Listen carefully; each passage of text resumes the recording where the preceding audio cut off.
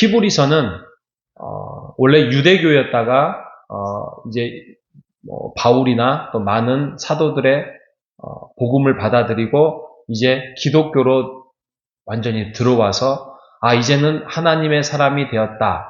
그래서 이제 하나님의 백성으로 이제 교회를 세워나가는 그러한 과정 속에 있어서 거짓 교사들이 들어와서 거짓 교사로 인하여서 다시 유대교로 넘어가는데 이게 기독교를 믿긴 믿어요. 기독교에 예수 그리스도를 믿긴 믿는데 거기다가 플러스 알파 또 여러 가지 할례 이런 것들을 해서 아주 뒤죽박죽 기독교에 플러스 유대교를 만들었던 시대적인 상황이 그렇습니다. 그래서 많은 사람이 다시 유대교로 돌아가기도 했고요. 또 많은 사람들이 교회 안에서 남아있으면서 이제 영향을 미치게 되는 그런 상황에 있었을 때 이 히브리 기자가 그럴 수 없다. 그런 것은 거짓 복음이다. 갈라디아서 이어서 히브리서를 우리가 보는 이유가 바로 똑같은 배경에 똑같은 상황에 거짓 복음, 잘못된 복음, 뒤죽박죽된 복음을 가지고 교회를 혼탁하게 하고 하나님의 백성을 다른 이제 다시 넘어가게 해서 패망하게 하는 부분에 있습니다. 오늘은 히브리서 6장에서부터 9장까지 함께 말씀을 보는데 6장에 오늘 읽지는 않았지만 6장에 가면 정말 수많은 논쟁들이 일어날 수 있는 부분들이 있습니다. 저도 신학교에 가서 막 갔을 때 이제 토론 교수님과 토론했던 기억이 납니다. 뭘 토론을 했냐면 예를 들면 6장 4절 같은 거 한번 보십시오. 6장 4절에 보면 한 번 빛을 받고 하늘의 은사를 맛보고 성령에 참여한 바 되고 하나님의 선한 말씀과 내세의 능력을 맛보고도 그러니까 복음을 받아들이고 하나님을 믿고 예수 그리스도를 믿었다 그 말이죠. 이렇게 한 번 성령에 참여한 바 되었는데 그렇게 맛을 봤는데 6장 6절에 보면 그런데도 불구하고 타락한 자들은 다시 새롭게 하여 회개할 수 없나니 이는 그들이 하나님의 아들을 다시 십자가에 못 박아 드러내놓고 욕되게 합니다. 이들은 타락한 자들이었다라고 표현하죠. 그러면 이제 저희가 토론했던 게 뭐냐면 우리는 하나님이 선택하시고 부르시고 예정하셨는데 그러면은 그 예정이 깨진다는 말인가?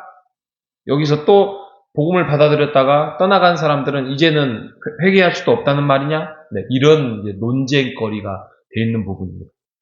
히브리서의 이 신학적 해석이 굉장히 어려운 부분들 이제 이런 건데 어려운 게 없습니다. 어려운 게 없고 지금 히브리서에 아까 앞에 말씀드렸던 그런 상황적 전개가 있었다는 거예요. 그렇게 아예 넘어가 버렸어요. 유대교를 아예 돌아가서 예수 그리스도를 부인했던 사람들. 그러면 우리가 이제 어떻게 보면 예정론은 이제 칼빈의 그러니까 16세기에 와서야 이제 만들어 놓은 이제 교리인데 그 교리가 잘못된 게 아니라 밝혀진 거죠. 성경에 대한 하나님의 예정에 대해서 하나님이 자녀 삼아 주시는 것을 우리가 아무리 자녀가 말을 안 듣는다 할지라도 내치겠느냐? 때리긴 하겠죠. 혼을 내긴 하겠죠. 집 나가라고는 하겠죠. 그런데 집을 만약에 어린아이가 나가면 어떻게 합니까? 만원경으로 살펴보지요. 이 녀석이 진짜 나가네? 그래서 붙들겠죠. 이게 하나님의 마음이라는 거예요. 이게 하나님의 예정이라는 거예요. 그러니까 이게 문구상으로 보면 안 되고요. 이렇게 해서 예수 그리스도의 참맛을 봤던 너희가 여기서 그만두겠다고? 그러면 너희들 그러다가 못 돌아오면 어쩌려고 그래? 라는 어떤 아주 혹독한 말씀이라는 거죠. 경고죠, 경고. 그러니까 이게 예정론하고의 어떤 부분이 충돌될 수 없는 부분. 문구상으로만 보면 안 되고 단어로 보면 안 되고 이 전체적인 히브리서의 배경과 상황들을 살펴봐야 됩니다. 그러면 예정론은 뭐냐? 예정론은 한마디로 보면 한 번 선택했는데 하나님이 그 예정에 대해서 그거를 끝까지 책임지고 이 녀석 말 안 듣고 교회를 떠나고 지 마음대로 살아도 하나님이 선택했으니까 언젠가는 돌아온다. 그 부분이 맞는데 하나님의 예정에 대한 그 단어는 어떻게 이해하시냐면 하나님은 인격적인 하나님이고 지성을 가지고 일을 하신다는 거예요. 그때그때마다 너 말 안 들어? 아웃. 너 이래? 너 아웃. 이렇게 해서 왔다 갔다 하시는 분이 아니라는 것이죠. 인격적인 하나님이시고 사랑이 많으시고 어떻게든지 끝까지 주의 자녀를 책임지겠다라는 그러한 인내와 사랑의 하나님이라는 그런 정의 앞에 그게 바로 예정이라는 것입니다. 예정 안에 사랑이 있고 그 안에 부모의 심정과 부모의 마음이 있다는 것이죠. 이해되셨죠? 6장이 그렇고요.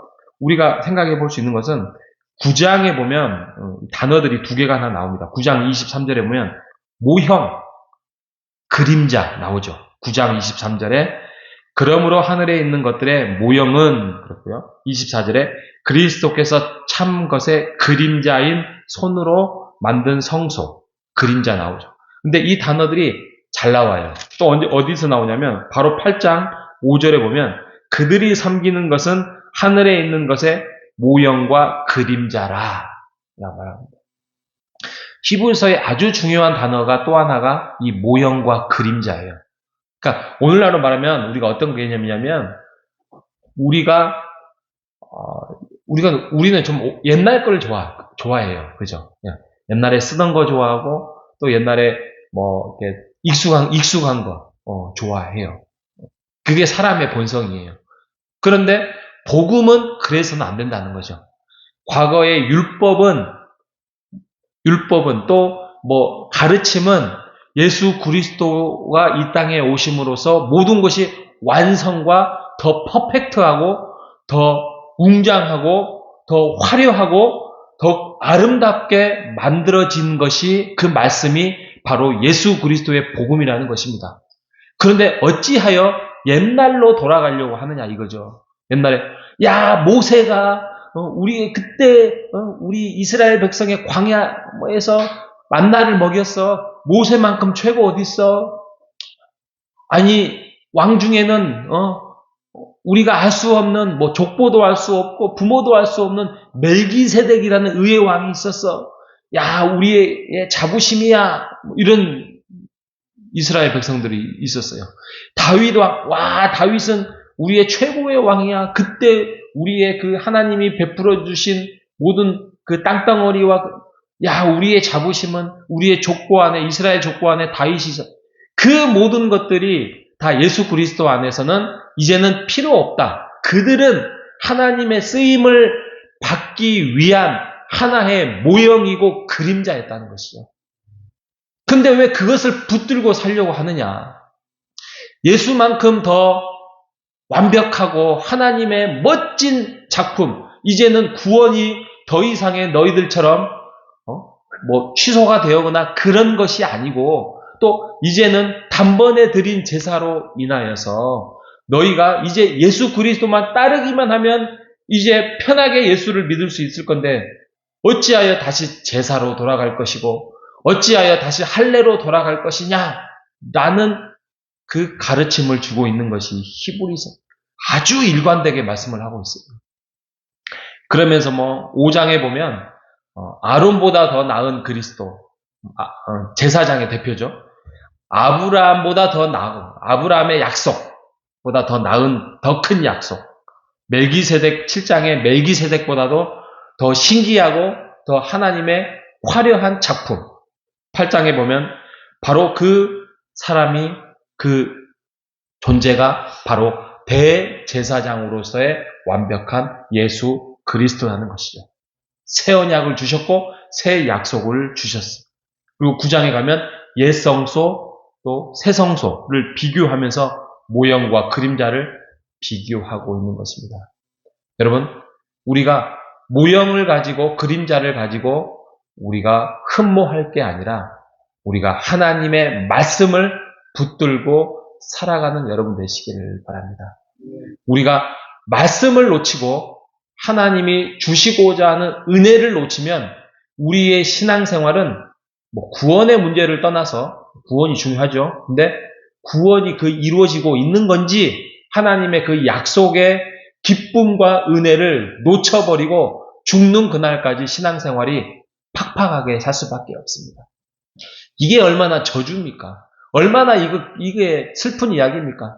예수 그리스도로 인하여서 하나님의 멋진 신앙생활의 기쁨과 은혜를 주시려고 하나밖에 없는 예수 그리스도를 제단에 올려서 죽음으로 맞게 해서 부활을 맛보게 했다면 우리가 그것에 대한 하나님이 주시고자 하는 우리에게 더 큰 은혜를 맛보고 살아가야 할 텐데 옛날로 돌아가서 옛날의 전통과 옛날의 것을 쫓아가고 모형과 이런 것으로 인해서 마음을 힘들게 할 수가 없습니다.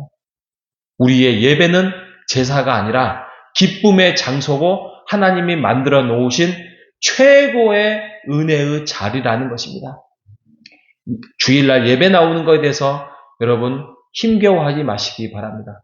그것은 우리가 앞에서 말씀드렸던 하나님의 뜻과 말씀의 뜻을 알지 못하기 때문에 우리가 예배를 의무적으로 생각하는 것입니다. 예배는 하나님을 만나서 더욱더 은혜를 깨닫고 그 말씀의 길을 쫓아서 하나님을 만남으로써 자유를 누리는 자리입니다. 함께 기뻐하고 함께 즐거워하고 함께 교제하면서 나는 혼자가 아니다. 나는 이제는 혼자가 아니라 주의 공동체 안에서 우리의 교회 공동체에 있고 하나님이 붙여주신 함께하는 형제 자매가 있다는 것을 우리가 힘입어서 함께 기도하고 함께 격려하는 그 공동체 안에서 하나님의 그 약속, 옛 약속이 아니라 이제 새 시대의 약속, 새 언약의 약속 속에서 하나님의 말씀이 우리에게 밝혀주실 것입니다.